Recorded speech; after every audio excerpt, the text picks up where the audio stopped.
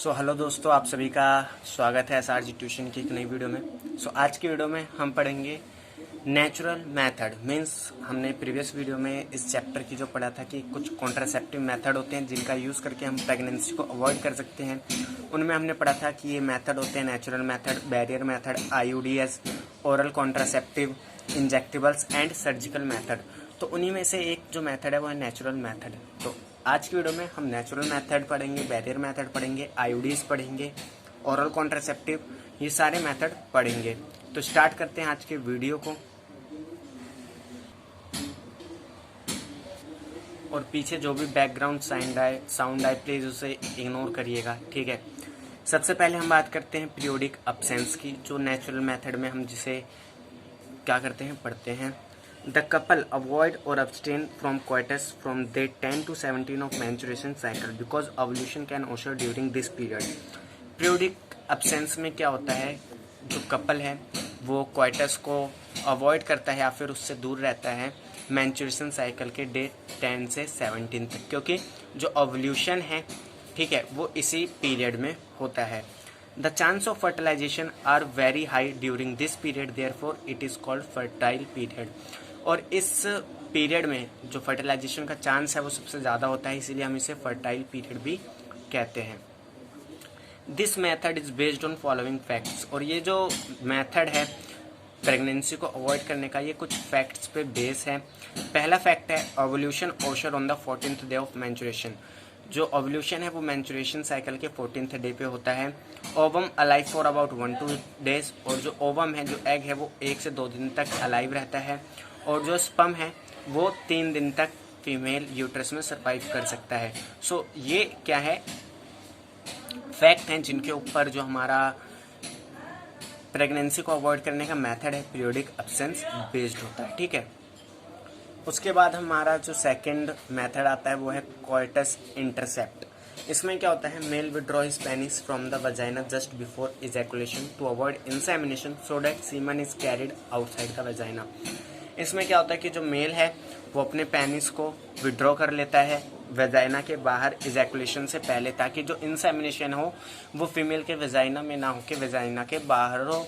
और अगर insemination vagina के बाहर होता है तो स्पर्म ट्रांसफ़र नहीं होगा एग तक और फर्टिलाइजेशन नहीं होगा, जिसकी वजह से आगे प्रेगनेंसी नहीं होगी। उसके बाद थर्ड हमारा मेथड आता है lactational amenorrhoea. There is no menstruation cycle, hence ovulation does not occur during intense lactation following parturition. अब देखिए इसमें क्या होता है कि जब कोई लेडी प्रेग्नेंट होती है उसके बाद उनका पार्चुरेशन होता है।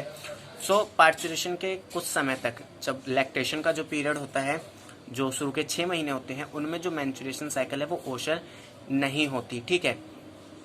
अगर इस टाइम पे कोई कपल सेक्स करता है या क्वाइटस करता है तो वहाँ पे जो प्रेगनेंसी के चांस है वो नहीं होते, ठीक है। Effect only up to maximum period of 6 month after child birth. और ये जो है तभी इफेक्टिव होता है चाइल्ड बर्थ के 6 महीने बाद तक इफेक्टिव होता है, ठीक है। उसके बाद ये इफेक्टिव नहीं होता। नेक्स्ट हम बात करते हैं बैरियर मेथड की। In this method ovum and sperm do not meet due to barrier, they prevent fertilization. इस मेथड में क्या होता है, जो ओवम है और जो स्पर्म है उसे आपस में मीट नहीं करने दिया जाता बैरियर की वजह से, और फर्टिलाइजेशन को रोक लिया जाता है। इसमें हम सबसे पहले पढ़ते हैं condom made of thin rubber use to cover the penis in male और vagina and cervix in female. ये रबड़ का बना हुआ होता है, ठीक है, पतली रबड़ का यूज, और इसको यूज करते हैं मेल में पेनिस को कवर करने के लिए और फीमेल में वजाइना और सर्विक्स को कवर करने के लिए। Ejaculated semen is not release in female reproductive tract prevent fertilization. अब देखिए, अब इसमें क्या होता है कि अगर हमने इसे पेनिस पे कवर कर रखा है तो जो इजैकुलेटेड सीमन है वो फीमेल के रिप्रोडक्टिव ट्रैक्ट में रिलीज नहीं होगा, जिसकी वजह से आगे फर्टिलाइजेशन नहीं होगा। Protect user from STD and AIDS. और ये क्या करता है, यूजर को, जो कंडोम को यूज करते हैं, उन्हें STD यानी सेक्सुअली ट्रांसमिटेड डिजीज और एड्स से भी प्रिवेंट करता है। Female condoms are known as femidoms. और जो फीमेल कंडोम है उन्हें हम फेमिडोम्स कहते हैं, जो 2 वर्ड से मिलकर बना होता है, फीमेल एंड कंडोम्स, ठीक है। उसके बाद हम बात करते हैं सेकेंड बैरियर मेथड की, जो है diaphragm, cervix and walls made up of rubber, ये भी रबड़ के बने होते हैं। Inserted into female reproductive tract to cover the cervix before coitus, इसे फीमेल के रिप्रोडक्टिव ट्रैक्ट में इंसर्ट करा जाता है ताकि जो सर्विक्स है उसे कवर करा जा सके क्वाइटस से पहले। Prevent fertilization by blocking entry of sperm through cervix, ये क्या करता है, जो स्पर्म है उसकी एंट्री को ब्लॉक कर देता है सर्विक्स में। दे आर रीयूजेबल, अब देखिए जो डायफ्राग्राम है, सर्वाइकल कैप है और जो वॉल्स है, इसे हम रीयूज कर सकते हैं, लेकिन जो कंडोम्स है उन्हें हम रीयूज नहीं कर सकते, ठीक है। उसके बाद हम बात करते हैं आईयूडीज की। आईयूडीज की फुल फॉर्म है इंट्रा यूट्राइन डिवाइसेस, क्योंकि इसे ज़्यादातर यूट्रस में क्या करा जाता है, इंसर्ट करा जाता है। Inserted by doctor or expert nurses in uterus through vagina, इसे डॉक्टर या फिर एक्सपर्ट नर्सेस के द्वारा फीमेल के वेजाइना में, फीमेल के यूट्रस में इंट्रोड्यूस करा जाता है वेजाइना के थ्रू। अब जो आईयूडीज हैं वो कई तरीके की होती है, जैसे नॉन मेडिकेटेड, एग्जाम्पल के लिए लिप्स लूप। कॉपर रिलीजिंग, ऐसी आईयूडीज जो कॉपर रिलीज करती हैं, एग्जाम्पल के लिए CUT, CU7। Hormone releasing IUD जैसे LNG-20। IUDs increase phagocytosis of sperm, ये क्या करते हैं, स्पर्म को किल करते हैं, ठीक है, या फिर जो स्पर्म को किल करने की एबिलिटी है उसे इंक्रीज कर देते हैं। CU release suppress sperm mortality and fertilising capacity of sperm, और जो कॉपर रिलीजिंग आयोडीज होती हैं उनमें से जो कॉपर आयन रिलीज होते हैं वो क्या करते हैं, स्पर्म की मोटेलिटी को इंक्रीज कर देते हैं, ठीक है, और उनकी जो फर्टिलाइजिंग कैपेसिटी है उसे कम कर देते हैं। Hormone releasing IUDs make uterus unsuitable for implantation, और जो हार्मोन रिलीजिंग आयोडीज होती हैं वो क्या करती हैं, यूट्रस को इम्प्लांटेशन के लिए अनसुटेबल कर देती हैं, ठीक है। वो एंडोमेट्रियम में क्या करते हैं, चेंजेस लाती हैं, जिसकी वजह से इम्प्लांटेशन नहीं हो पाता।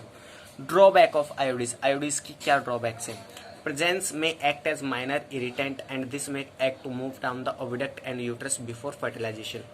अब क्या होता है कि आयोडीज अगर किसी भी फीमेल के यूट्रस में प्रेजेंट है तो वहाँ पे माइनर इरिटेंट मीन्स इरिटेशन होती है, जिसकी वजह से जो एग है वो ओविडक्ट से मीन्स जो फैलोपियन ट्यूब है वहाँ से या फिर जो यूट्रस है उसमें से पहले ही क्या कर जाता है, रिलीज हो जाता है फर्टिलाइजेशन से पहले या फिर इम्प्लांटेशन से पहले।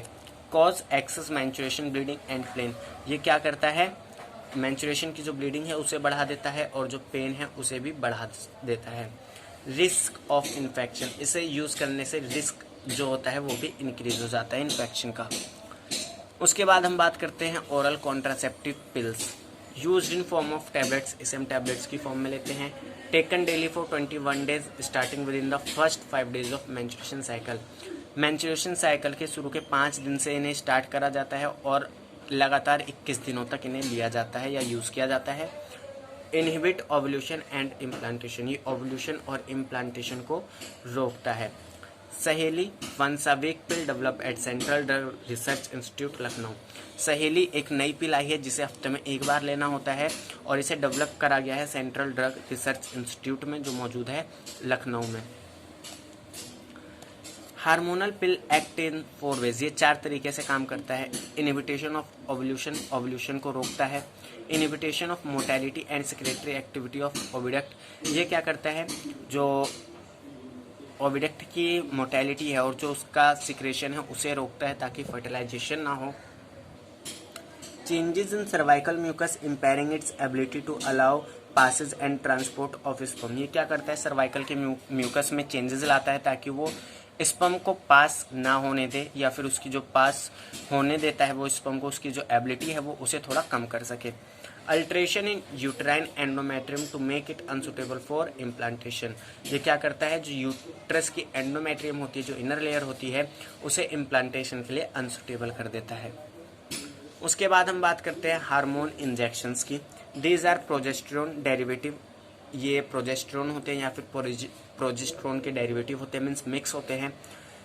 गिवन वंस एवरी 3 मंथ, और इसे 3 महीने में एक बार दिया जाता है। Release hormone slowly and prevent ovulation, ये धीरे धीरे क्या करता है, हार्मोन को रिलीज करता है और ओवुलेशन को रोकता है। उसके बाद हम बात करते हैं सर्जिकल मेथड, जिसे हम नसबंदी भी कहते हैं, आल्सो कॉल्ड स्टरलाइजेशन, जैसे मैंने आपको बताया इसे नसबंदी भी कहते हैं। Block gamete transport and prevent fertilization, ये गैमेट को ट्रांसपोर्ट होने से रोकता है और फर्टिलाइजेशन को भी रोकता है। Sterilisation procedure in male is known as vasectomy. Male में इसे वेस्क्टोमी कहते हैं और फीमेल में ट्यूबेक्टोमी कहते हैं। In vasectomy a small part of vas deferens is removed और tied up through a small cut on scrotum. Vasectomy में क्या होता है, वास्ट डिफरेंस का एक छोटा से हिस्से को काट के अलग कर दिया जाता है या फिर बांध दिया जाता है स्क्रोटम पे एक स्मॉल कट लगा के। In tubectomy a small part of fallopian tube is removed और tied up through a small cut in abdomen. Same चीज ट्यूबेक्टोमी में होती है, उसमें क्या होता है, फैलोपियन ट्यूब के एक छोटे से हिस्से को काट दिया जाता है या फिर टाइड अप कर दिया जाता है, ठीक है। उसके बाद हम पढ़ते हैं MTP, जिसकी फुल फॉर्म होती है मेडिकल टर्मिनेशन ऑफ प्रेगनेंसी। जैसे इसके नाम से ही पता चल रहा है कि इसमें क्या होता है, जो प्रेगनेंसी होती है उसे अवॉइड करने के लिए अबॉर्शन कराया जाता है। मेडिकल टर्मिनेशन ऑफ प्रेगनेंसी और abortion is termination of pregnancy before foetus become viable.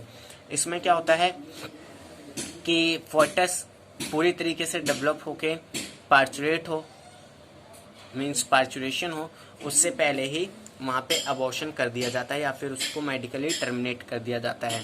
Safe up to 12 week of pregnancy, ये प्रेगनेंसी के शुरू के 12 महीने में सेफ होता है। उसके बाद इसमें जो रिस्क है वो बढ़ जाता है। It is use to get rid of unwanted pregnancy, इसे हम यूज़ करते हैं ताकि अनवांटेड प्रेगनेंसी जैसे जो हमें प्रेगनेंसी नहीं चाहिए उससे हम बच सकें।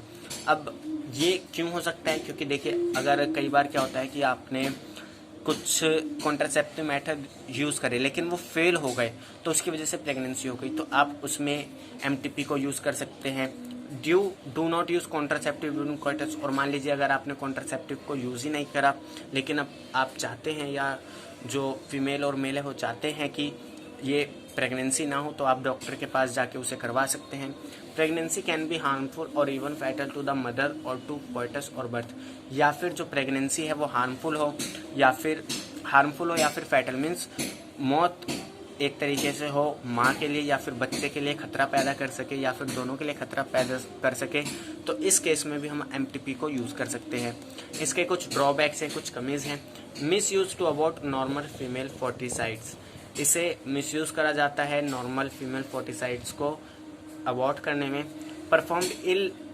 Performed illegally by unqualified quacks which may be fatal, और कई बार इसे अनक्वालिफाइड क्वैक्स मीन्स बिना पढ़े लिखे लोगों द्वारा या फिर आपने TV में देखा हो जो साधु बाबा के द्वारा क्या कराया जाता है, अबॉर्शन कराया जाता है, उसके लिए इसे ये सब क्या है, इल्लीगल है और ये क्या कर सकता है, बच्चा या फिर माँ की जान ले सकता है।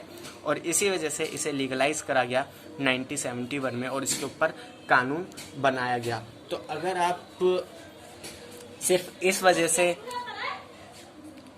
इस वजह से MTP यूज़ करते हैं क्योंकि जो फोर्टिसाइड है वो फीमेल है, तो आप पे केस हो सकता है, ठीक है।